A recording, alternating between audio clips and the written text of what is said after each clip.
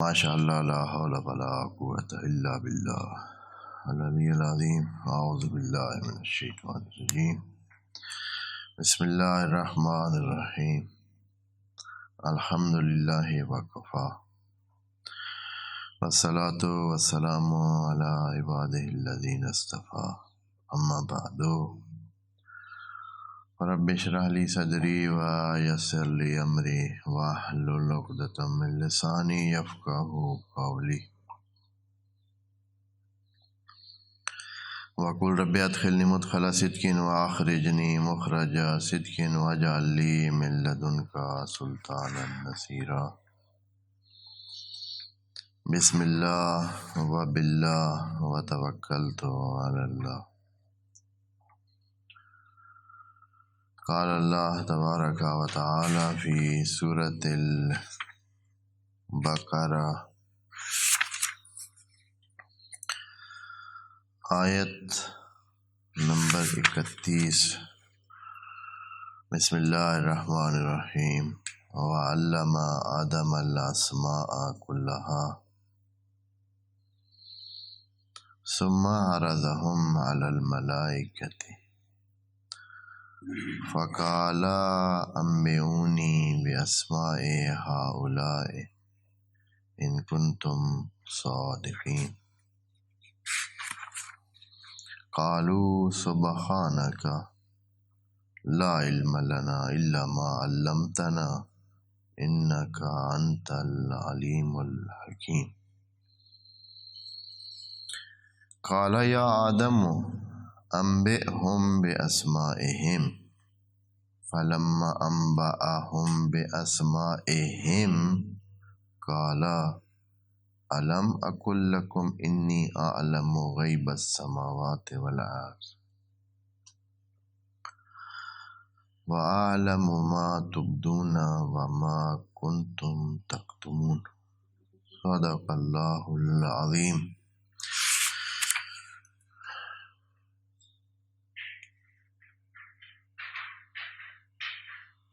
سورہ بقرہ کی ان آیات میں جو کہ قصہ جناب آدم پر مبنی ہے، بہت لے دے ہوتی رہی ہے اور ہو رہی ہے۔ وعلیکم السلام۔ اس کے مختلف پہلوؤں کے تعین کے لیے کہ یہ کیوں ہوا، وہ کیوں ہوا، یہ کیا بات تھی، وہ کیا بات تھی، پہلے سے کچھ تعین شدہ عقائد اور کچھ متعین شدہ دین کی باتیں ذہن میں موجود ہیں ہر طبقے کے،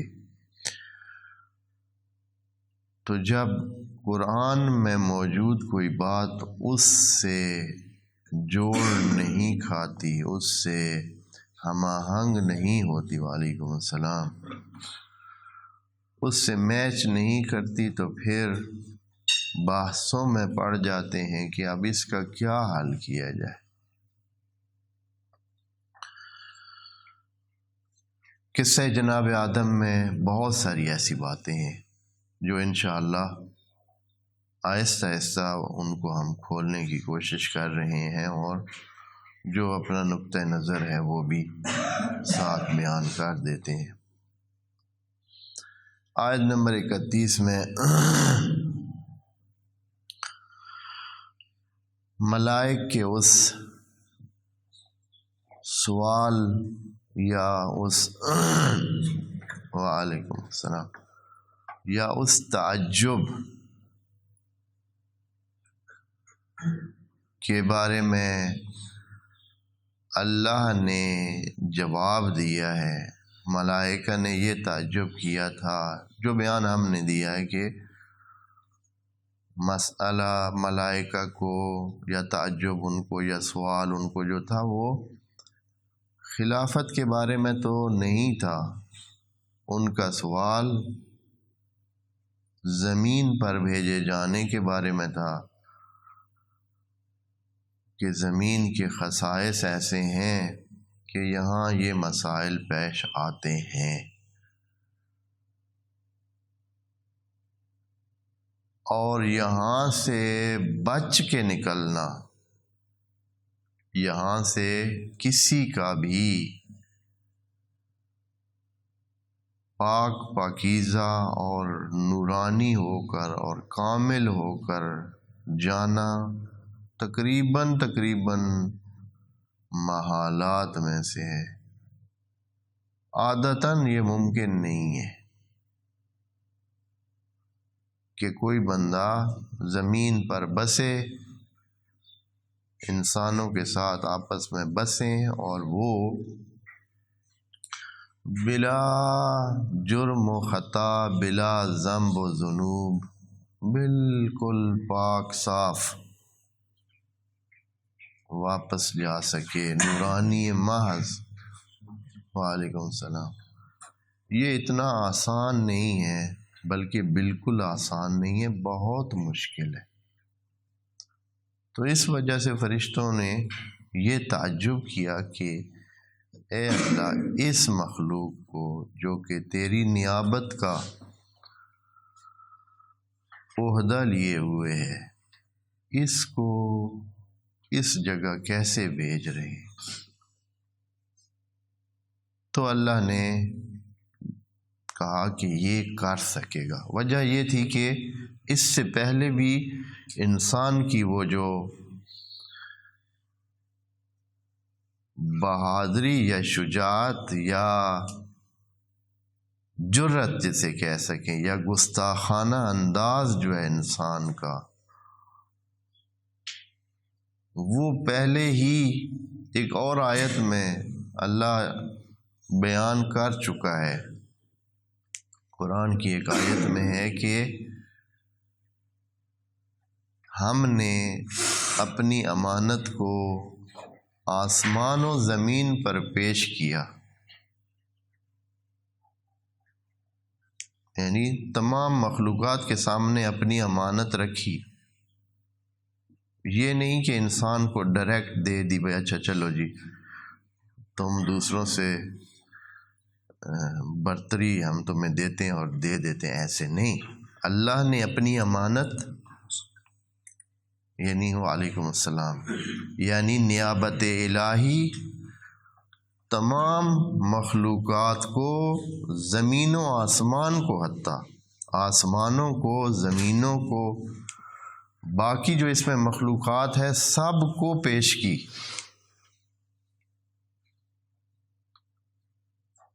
تو اس کے جواب میں فرماتے ہیں فَأَبَيْنَا أَنْ يَحْمِلْنَهَا، تو تمام نے کہا کہ نہیں، ہم یہ امانت نہیں اٹھا سکتے۔ فَأَشْفَقْنَا مِنْهَا، سب کے سب اس سے ڈر گئے، رعب میں آ گئے، سہم گئے کہ اتنی بڑی امانت کیسے ہم اٹھائیں گے۔ وَحَمَلَهَا الْإِنسَانُ، انسان نے کہا کہ میں ہوں نا، مجھے دے دے۔ یہ بڑی امانت یعنی خلافت الہی انسان نے کیا کر لی؟ قبول کر لی۔ اس وقت اللہ نے تبصرہ فرمایا اس پر کہ وَكَانَ الْإِنسَانُ ظَلُومًا جَهُولًا، کہ یہ انسان جو ہے وہ وہی ظالم بھی ہے اور جاہل بھی ہے۔ یہ سورہ احزاب کی آیت نمبر 72 ہے۔ اِنَّا عَرَضْنَا الْأَمَانَةَ عَلَى السَّمَاوَاتِ وَالْأَرْضِ، ہم نے پیش کی اپنی امانت سماوات اور عرض کو۔ اور سماوات و عرض یعنی کل کائنات ہی سمجھے، تمام کو، والجبال، حتیٰ پہاڑوں کو، یعنی جو ہمارے سامنے ایک بڑا وجود ہے کہ اے پہاڑوں، ہماری اس امانت کو آپ لے سکتے ہیں۔ کو پہاڑ بھی اللہ نے جیسے کہ قرآن کی دوسری آیات میں کہا پہاڑ یا آسمان و زمین سب ہی تسبیح خدا کرتے ہیں، سب ہی شعور رکھتے ہیں اور سب باشعور چیزیں ہیں۔ تو سب کو یہ کہا کہ یہ امانت کوئی ہے جو یہ امانت ہماری لے۔ والجبال، اور جبال کو بھی یہ پیش کی، تو پھر کیا نتیجہ ہوا؟ فَأَبَيْنَ أَنْ يَحْمِلْنَهَا، سب نے کہا نہ بھائی نہ، یہ ہم سے کام نہیں ہو سکتا۔ وَأَشْفَقْنَ مِنْهَا، اور ڈر گئے، سہم گئے، پیچھے ہٹ گئے۔ وَحَمَلَهَا الْإِنسان، اور انسان نے کیا کیا کہ ہم تو ہیں بھائی، ہمیں دے دیں، یہ پتہ نہیں کہ اٹھا سکے گا یا نہیں، لیکن چلو دے دے۔ إِنَّهُ كَانَ ظَلُومًا جَهُولًا، یہ انسان بڑا ہی ظالم، یعنی ظالم کا معنی وہ جو ہمارے اردو میں ہے یہ نہیں ہوتا۔ ظالم کا مطلب یہ ہوتا ہے کہ جو نہ کرنے والا کام کرنا، جو کام نہیں کرنا چاہیے وہ بندہ کرے تو وہ کیا ہے؟ وہ ظالم ہوتا ہے۔ ظلوماً جہولا، ظلوم بھی ہے اور جاہل بھی ہے، اس کو ساری اس خلافت الہیہ کے سارے اطوار کا اتنا پتہ بھی نہیں ہے۔ عمومی انسان میں یہی ہے، یہ حالت تھی، اور فرشتوں نے دیکھا کہ یہ بندے نے قبول اب کر لی ہے یہ امانت، اور زمین پر گیا تو یہ کیا ہو جائے گا؟ اس امانت کا بھار اٹھانے سے یہ قاصر رہے گا، یہ کر ہی نہیں سکے گا۔ تب انہوں نے تعجب میں کہا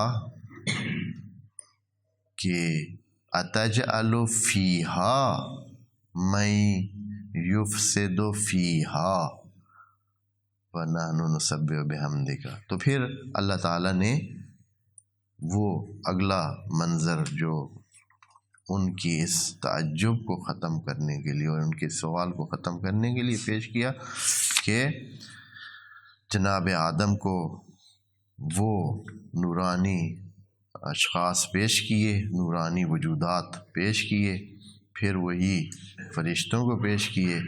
جناب آدم کی یہ صلاحیت تھی کہ وہ ان کو پہچان بھی گئے، اور انہوں نے کوئی مشکل پیش نہ آئی، انہوں نے ٹھیک سے جو ہے پہچان بھی لیا اور درک کر لیا ان کو۔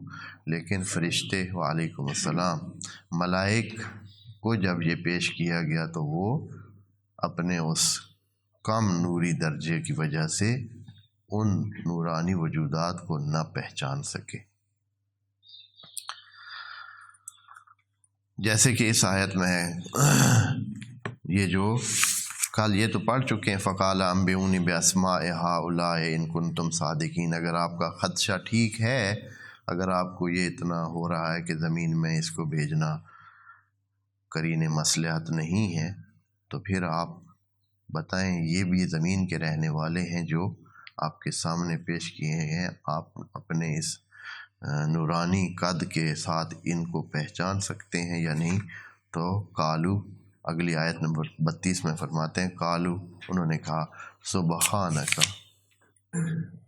سبحانک جب پہلے بولا جاتا ہے اس کا مطلب یہ ہوتا ہے کہ اس جملے میں جو اس سے پہلے گزرا ہے وہ جملے میں تھوڑی سی ایسے گستاخانہ کیفیت پائی جاتی ہے، تب سبحانک، تو پاکیزہ ہے اللہ، تیری ذات پاکیزہ ہے، لا علم لنا، ہمیں کوئی علم نہیں ہے، ہمیں پتہ ہی نہیں ہے، ہمیں نہیں پتہ تھا یہ، الا ما علمتنا، جتنا کہ ہم پہلے جان چکے تھے، یعنی ان شخصیات کے وجود اور ان شخصیات کے قدر و قیمت اور ان کی نورانیت کا ہمیں علم ہی نہیں تھا کہ اس قسم کے لوگ یا اس قسم کے وجودات بھی اس زمین میں بن سکتے ہیں، اس زمین میں ترقی کر کے آ سکتے ہیں۔ انک انت العلیم الحکیم، کہ اے اللہ تو بے شک علیم حکیم ہے۔ اب یہاں ایک سوال یہ پیدا ہوتا ہے اور بہت مسئلہ دار بھی ہے، یہ ہے کہ ان کے نام نہیں بتائے اللہ نے۔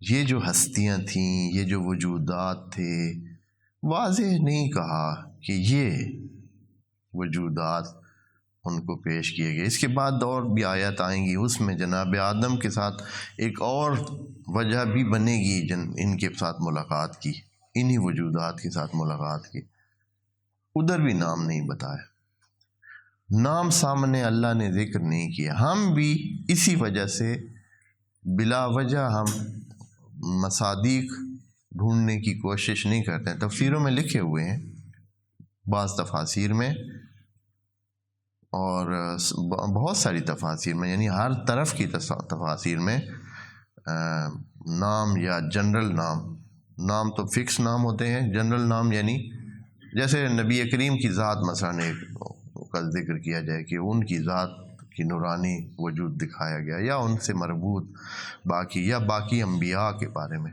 تو ایک کلی کہا گیا کہ انبیاء اور رسل اور صالحین، اور بعض نے نام تک ذکر کیے ہوئے، لیکن ہم ذکر نہیں کرتے ہیں۔ ہم بھی ذکر اس وجہ سے نہیں کرتے ہیں کہ قرآن نے نہیں مناسب جانا، ذکر نہیں کیا، تو ہمیں بھی کوئی اتنی ضرورت نہیں ہے۔ قرآن نے کلی چھوڑ دیا ہے کہ ہیں ایسے وجودات، تو بس ٹھیک ہے۔ جب قرآن کی مصلحت نہیں ہے بیان کرنا ان کا، تو پھر ہمیں بھی ضرورت نہیں ہے۔ اور وہ مصلحت میں عرض کرتا ہوں کہ کیا ہے، ہم کیوں نہیں بیان کر رہے اور قرآن نے کیوں نہیں بیان کیا؟ دونوں کی مختلف وجہ ہے۔ ہم اس لیے نہیں بیان کرتے کہ یہاں سے ہی اشخاص کے نام ہی ہمارے اختلافات، یعنی امت واحدہ میں، امت اسلامی میں جو چیز اختلافات کی مرکزی وجہ ہے وہ اشخاص کے نام ہی ہیں۔ جدھر بھی لے لیں، یہاں سے شروع ہوتا ہے۔ اگر صرف دین لیا جائے، یعنی توحید، رسالت، قیامت، اس میں اختلاف نہیں ہے، قرآن، کعبہ، اختلاف نہیں ہے، نماز، روزہ، اختلاف نہیں ہے، حج، زکوٰۃ، اختلاف نہیں ہے۔ وعلیکم السلام۔ جہاں سے جھگڑا شروع ہوتا ہے، جہاں سے رولا بنتا ہے، وہی شخصیات، جب شخصیات درمیان میں آتی ہیں تو پھر وہاں سے آگے جھگڑا شروع ہو جاتا ہے۔ اس لیے اللہ نے، یعنی ہم اس لیے ذکر نہیں کر رہے ہیں کہ خام خواہ کیا ضرورت ہے، ہم کلی بات جو قرآن میں موجود ہے وہی بات کرتے ہیں اور آگے چلتے ہیں۔ اور اللہ تعالیٰ اگر بیان کر دیتا تو پھر کیا تھا، وہ بیان کر دیتا تو پھر تو جھگڑا کم ہوتا، پھر جھگڑا تو نہیں ہونا تھا۔ بیان کر دیتا بھئی یہ مراد ہیں، یہ ہیں، تو بہت اچھا واضح ہو جاتا۔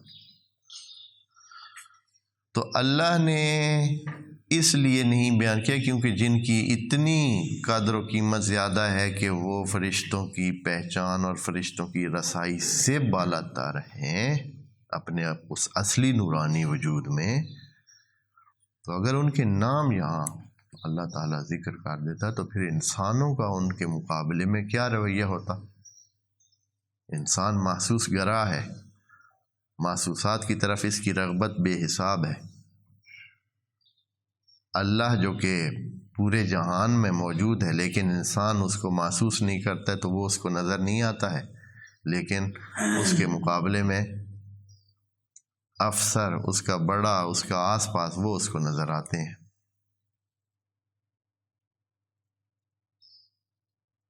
وہ اس کے لیے مہم ہے، اور اللہ جو کہ اس کے آس پاس میں ہے، چونکہ وہ اس کے حصی اعضاء سے محسوس نہیں ہوتا ہے، اس کو وہ گنتا ہی نہیں ہے۔ ایک چھوٹا سا بچہ اس کو دیکھے تو وہ گناہ نہیں کرتا ہے اس کے سامنے۔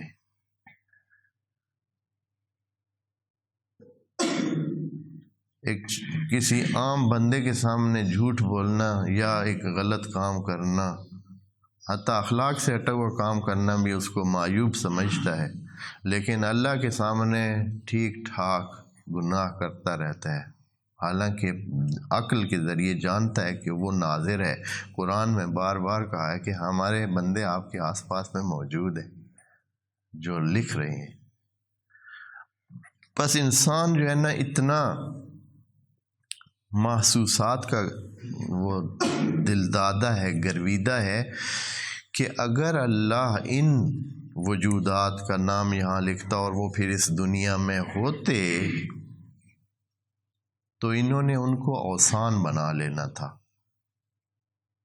وثن بنا لینا تھا۔ وثن یعنی ایسی چیز جو جس کی عبادت کی جائے، جس کو مانا جائے، دل و جان سے مانا جائے اور اس کی عبادت کی جائے اور وہ خدا بھی نہ ہو۔ اور یہ چیزیں قرآن میں پیش کر کے اللہ نے یہ سابقہ، کیونکہ پہلے یہ پیش آ چکی ہے۔ جناب عزیر کا قصہ اسی قرآن میں موجود ہے، جس میں جناب عزیر کو 100 سال موت دے دی گئی، اور موت کے بعد پھر ان کو کیا کیا گیا؟ زندہ کیا گیا۔ جب وہ واپس گاؤں میں زندہ ہو کر گئے تو ان کا دوسرا بھائی ان سے 100 سال بڑا تھا اور وہ 100 سال چھوٹے تھے۔ تو مخلوق کو پتہ چلا، ان سے پوچھا گیا کیا ہوا، تو کہا کہ میں گیا تھا ادھر اپنے گدھے کے ساتھ ادھر اور پھر واپس آ گیا ہوں۔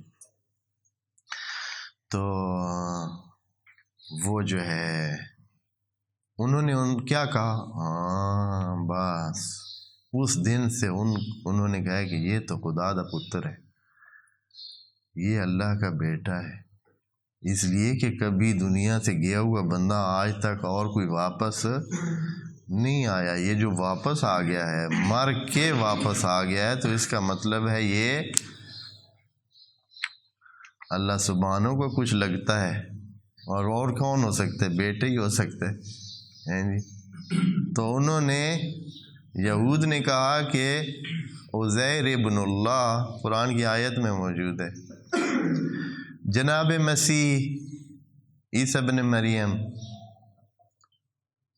وہ آئے، اللہ نے تھوڑا سا ان کو کیا دیا، ایکسٹرا آرڈنری انداز میں ان کو کچھ ان کی پیدائش سے ہی ایسے آثار ان کے حوالے کیے کہ وہ عام انسانوں سے بڑھ کر، ابھی کچھ دنوں کا بچہ ہے، وہ بول رہا ہے، کہہ رہا ہے کہ میں نبی ہوں، میرے پاس کتاب ہے، میں یہ ہوں، میں وہ ہوں، اس طرح ہوں، اور نماز کا حکم لے کر آیا ہوں۔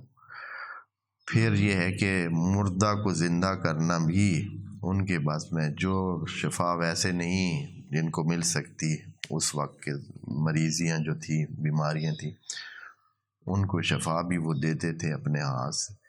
تو جب یہ حالات ان کے دیکھے تو وہ حس گرا انسان کو کیا نظر آیا کہ نہیں بھائی، یہ ہو نہ ہو یہ بندہ خدا ہے یا خدا کا بیٹا ہے، چونکہ خدا تو موجود ہے اور بس یہ حتماً خدا کا بیٹا ہے۔ بس یہ جب حالات انسانوں کے ہیں تو اس حالات میں قرآن میں اس قسم کی شخصیات کا ذکر کر دینا، تو اس کا کیا نتیجہ نکلنا تھا؟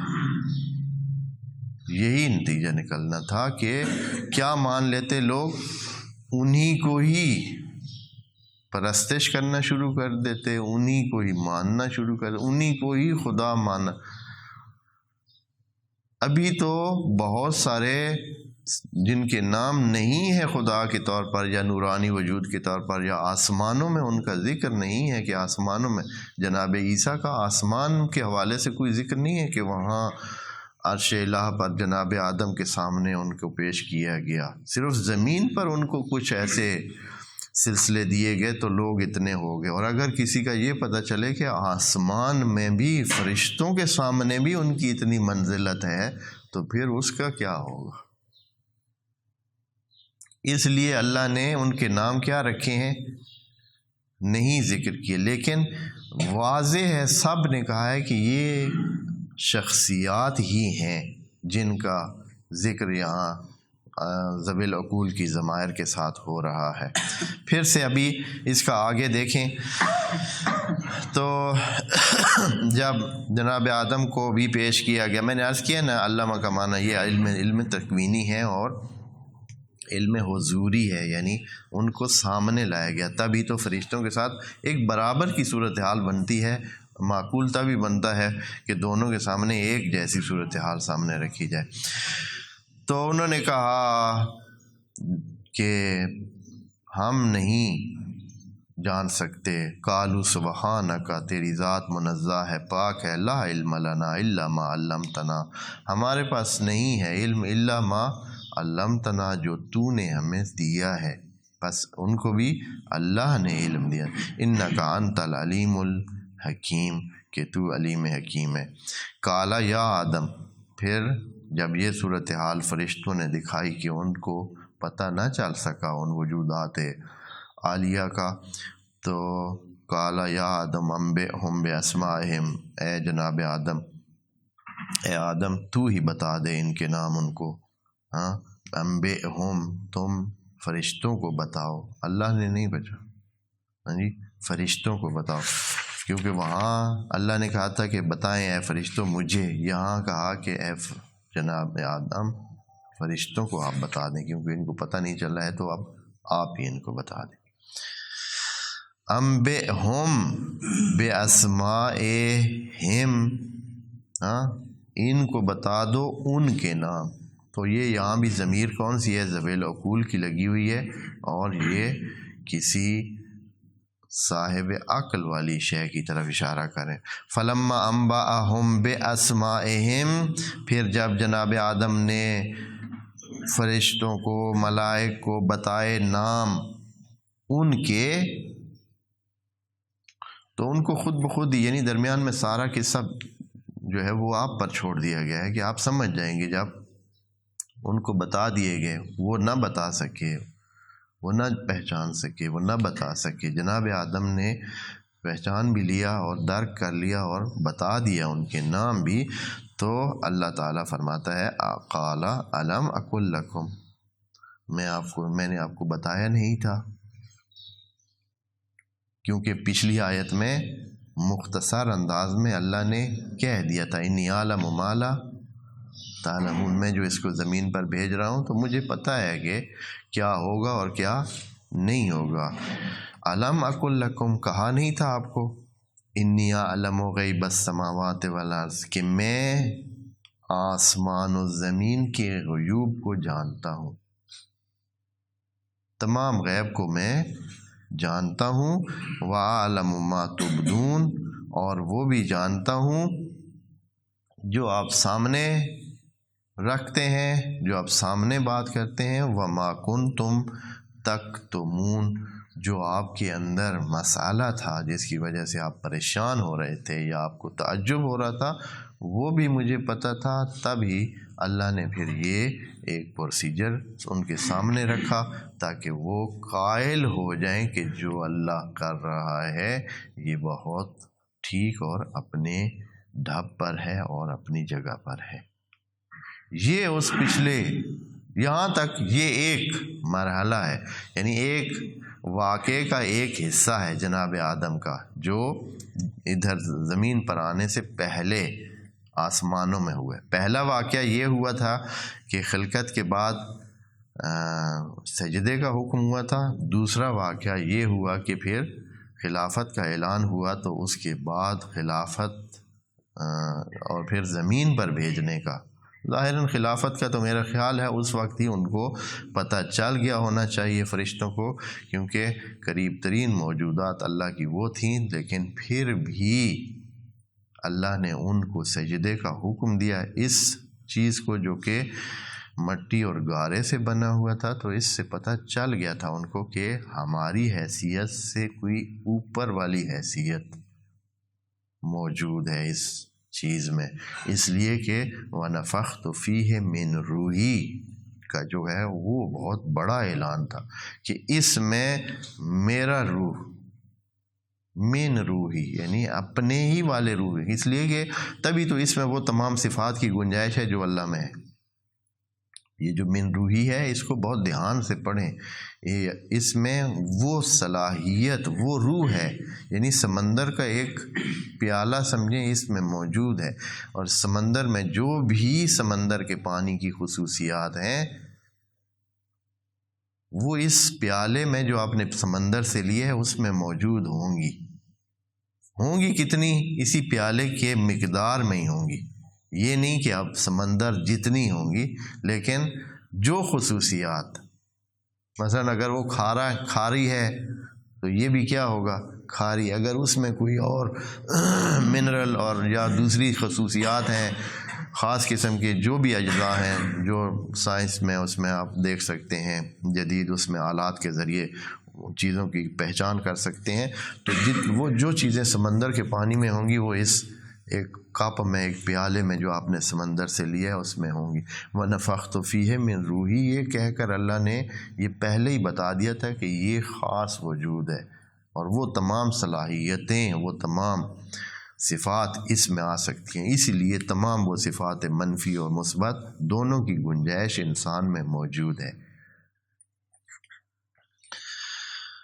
جو کہ آپ گنتے رہتے ہیں۔ مشہور صفات ہے نا، کیا ہے؟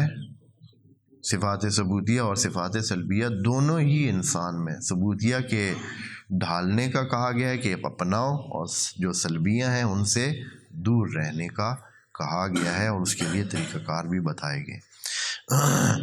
خوب، اس کے بعد ایک اور منظر آپ کو پہلے بھی عرض کیا کہ قرآن جو ہے وہ کلپس کی صورت میں لکھی ہوئی کتاب ہے، اور اس میں چھوٹے چھوٹے کلپس، چھوٹے چھوٹے منظر جو ہے نا مختلف۔ اب یہ وقت کے لحاظ سے جو آگے آیت نمبر 34 میں ہمارے سامنے یہ منظر آ رہا ہے، یہ وقت کے لحاظ سے تو پہلے واقع ہوا ہے،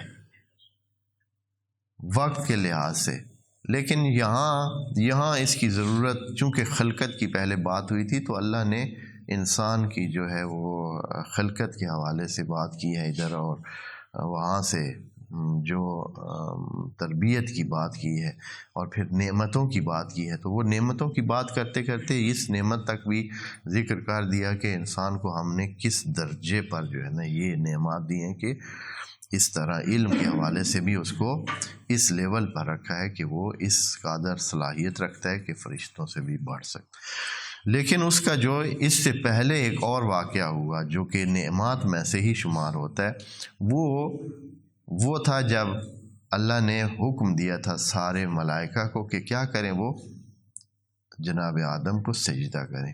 دیکھیں کیا کہتے ہیں آیت نمبر 34 میں، وَإِذْ قُلْنَا، یعنی اے نبی آپ کو یاد ہے نا کہ قلنا، جب ہم نے کہا للملائکۃ، ملائکہ کو، اسجدوا لآدم، کہ سجدہ کریں جناب آدم کو، فسجدوا، سب نے سجدہ کر دیا، الا ابلیس نے سجدہ نہ کیا، ابا، اس نے سر پیچی کی، نافرمانی کی، واستکبر، اور کبر اپنایا، غرور کیا، وکان من الکافرین، اور اس کے بعد پھر وہ کافر ہو گیا، کافروں میں شمار ہو گیا اس کا۔ یہاں اس آیت میں کئی سوال ہیں، ایک تو سجدے کے بارے میں کہ ملائکہ کو اللہ نے حکم دیا سجدے کا۔ اب سجدے کے بارے میں یہ مسئلہ بن گیا ہے کہ اللہ سے ہٹ کر، یہ جو اپنی طرف سے بہت زیادہ معاہد بنے ہوتے ہیں ان کو یہ بہت مسئلہ پیش آتا ہے کہ سجدہ اللہ سے ہٹ کر یہ کیسے ہو سکتا ہے، اللہ نے آدم کا سجدہ کرا دیا ہے تو یہ کیسے ممکن ہے؟ ابھی جو ہے سجدہ غیر اللہ کے لیے تو جائز نہیں ہے، ہماری شریعت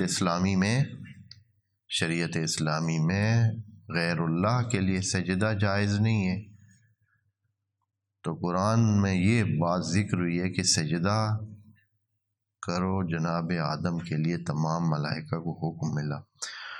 تو یہ بات اتنی ظاہرہ مشکل ہے نہیں۔ سجدہ پہلے سے ایک احترام کی کیفیت میں تھا، یعنی جھکنا دوسرے کے سامنے، اور اپنے انتہا درجے کے جھکاؤ کو سجدہ کہتے ہیں۔ جب کسی دوسرے کے احترام میں آدمی جھکتا ہے تو انتہا درجے کو جب پہنچتا ہے تو سجدے کا نام اس کو دیا جاتا ہے۔ اب یہ ہے کہ یہ سجدہ جو ہے خود اس کا عمل کی اہمیت نہیں ہے، جو آپ کوئی عمل کرتے ہیں نا، کیونکہ لوگوں نے یوں سمجھ لیا کہ جیسے کہ سجدہ ذاتاً صرف اور صرف یہ خدا کو ہو سکتا ہے اور کسی اور کے لیے نہیں ہے۔ تو یہ ایک کیفیت جو ہے نا ان کی، یہ سمجھ نہیں ہے ان کو۔ ایک چیز کا تعین اس کے آس پاس اور اس کے جو محتویات ہوتے ہیں اس سے ہوتا ہے۔ سجدہ جو ہے وہ بھی اسی طرح ہے۔ اللہ نے اگر حکم دیا ہے تو پھر کوئی مسئلہ ہی نہیں ہے، پھر وہ سجدہ اللہ کا ہی سجدہ شمار ہوگا۔ جیسے کہ ابھی اللہ نے حکم دیا ہے کہ آپ کیا کریں، زمین پر سجدہ کریں۔ ہم سب زمین پر سجدہ کرتے ہیں، تو کیا زمین کو سجدہ کرتے ہیں؟ تو زمین کو سجدہ نہیں کرتے ہیں۔ ہم کس کو سجدہ کرتے ہیں؟ اللہ کو سجدہ کرتے ہیں۔ اگر اللہ فرماتا کہ زمین پر سجدہ نہیں کرنا ہے، آپ نے ضرور بے ضرور درخت پہ سجدہ کرنا ہے، ہاں، تو پھر کیا ہوتا جی؟ وہ سارے لوگ جو ہے وہ درختوں کے جو ہے نا اس کے ساتھ چمٹے ہوئے ہوتے کہ بھائی سجدے کی جگہ ڈھونڈے میں، کہیں سر رکھنے کی جگہ ہو کہ سجدہ کر۔ یا فرض کریں کہ اگر اللہ کہتا کہ پہاڑ پر کریں تو سارے لوگ کدھر پر سجدہ کرتے؟ پھر وہ پہاڑ کو سجدہ نہ ہوتا۔ جیسے کہ ابھی کعبہ کی طرف رخ کر کے کہا، کعبہ کیا ہے؟ یہی انسانوں کی بنی ہوئی چیز ہے۔ کعبہ کی طرف جو سجدہ کرتے ہیں، ادھر رخ کرتے ہیں، تو کعبہ کی ہم عبادت کرتے ہیں یا نہیں؟ اللہ کا کہنا ہے، ماننا اللہ کی بات ہے، چاہے وہ کہے زمین پر سجدہ کرو تو بھی اس کو سجدہ ہے، اگر کہے کعبہ کی طرف رکھ کر کے سجدہ کرو تو بھی اس کو سجدہ ہے، اگر جناب آدم کو کہے کہ سجدہ کرو تو بھی سجدہ کس کا ہے؟ اسی کا ہے۔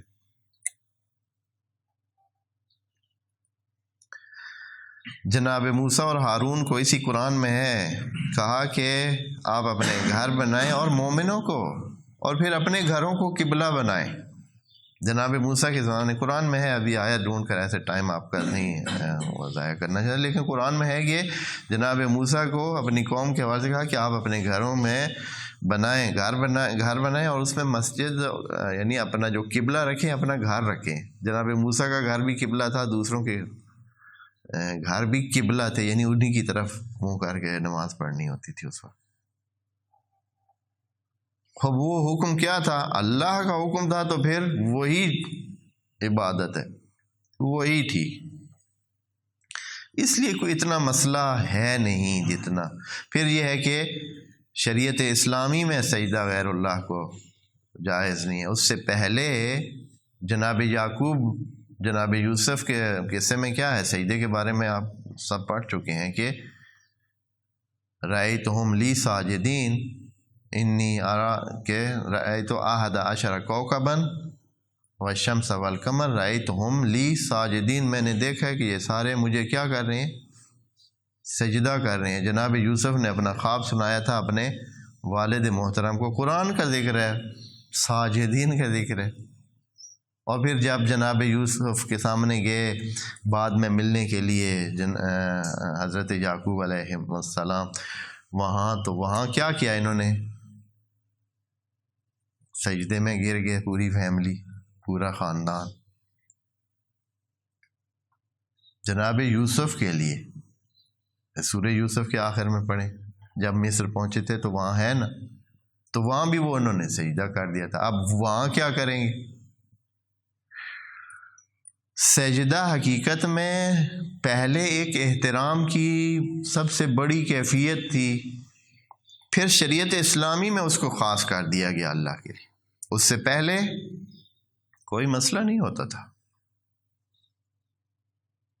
سجود کر لیتے تھے لوگ احترام کے لیے، اس کا معنی یہ نہیں ہوتا تھا کہ پھر وہ اس کا بندہ بن گئے، نہ، کیونکہ اب خود حضرت یوسف اور حضرت یعقوب کے قصے میں آپ کیا کریں گے پھر، اس کا کیا معنی کریں گے پھر، وہ سجدے کی بات ہے۔ جناب یعقوب پیغمبر خدا، نبی خدا تھے، وہ سجدہ کر رہے تھے ایک برتر نبی خدا۔ جناب یوسف نبوت میں جناب یعقوب سے برتر تھے، یہ بھی ایک اللہ کا اپنا، ہاں، وہ جس کو جیسے حضرت نے فرمایا کہ بعض کو بعض پر کیا دی ہے، فضیلت دی ہے اللہ نے، یہ اللہ کا، اور اللہ یعلم حیث یجعل رسالتہ، اللہ بہتر جانتا ہے کہ اپنی رسالت کہاں اس نے رکھنی۔ پس سجدے کا مسئلہ کوئی اتنا مسئلہ ہے نہیں، چاہے ہم یہ کہیں کہ یہ شریعت اسلامی کے بعد ہوا ہے اس لیے اس سے پہلے کوئی مسئلہ نہیں تھا، کسی کو بھی سجدہ کیا جاتا تو وہ احترام شمار ہوتا تھا، عبادت شمار نہیں ہوتی تھی، مگر یہ کہ کوئی سجدہ عبادت بانیت عبادت کرتا، تو اس لیے ایک اس حوالے سے کوئی مسئلہ نہیں ہے۔ دوسرا یہ ہے کہ اگر ہم اس کو یوں سمجھیں بھی کہ سجدہ صرف اللہ کے حکم سے ہو سکتا ہے، تو یہاں بھی اللہ کا حکم ہی موجود ہے، یہ سجدہ کرنا جناب آدم کا فرشتوں کی طرف سے، یہ جناب آدم کی کوئی اللہ سے ہٹ کر کوئی حیثیت نہیں کہ ان کے لیے فرشتہ کیا کریں، سجدہ کریں۔ اگر ان کی کوئی حیثیت ہے تو وہ اللہ کی طرف سے دی گئی حیثیت ہے، اور جیسے کعبہ کو جو حیثیت ملی ہے کہ سب اس کی طرف نماز پڑھیں، تو یہ حیثیت کس کی طرف سے دی ہوئی ہے، اللہ کی طرف سے دی گئی ہے، اس لیے اس میں کوئی ایسے خام خواہ اپنے آپ کو پھنسانے کی ضرورت نہیں ہے کہ آپ کیا کریں کہ سجدے کا حکم ہے، اور وہ بھی اس کے بعد سجدہ سب نے کر دیا الا ابلیس، ابلیس نے سجدہ نہ کیا۔ یہاں بڑا ہی رولا ہے، بہت رولے والے سوال ہے۔ سوال یہ ہے کہ یہ ابلیس جو ہے یہ کیا چیز تھی، جن تھا یا ملک تھا؟ اگر جنوں میں تھا تو اس کو حکم ہی نہیں تھا، اس قال للملائکہ، اللہ نے ملائکہ کو حکم دیا تھا سجدے کا، اس کو تو حکم ہی نہیں تھا۔ اور اگر ملائکہ میں تھا تو ملائکہ تو ایسی مخلوق ہے کہ اللہ کی نافرمانی نہیں کرتے، جیسے کہتے ہیں نا کہ بڑے ہی ایسے پھنس کے رہ گئے کہ اب کیا کریں۔ ہم انشاءاللہ اس کا جواب اگلی نشست میں عرض کریں گے اس میں، اور وہ جو اس بات کو سمجھنے کے موارد ہیں ذکر کریں گے انشاءاللہ۔ السلام علیکم ورحمۃ اللہ وبرکاتہ۔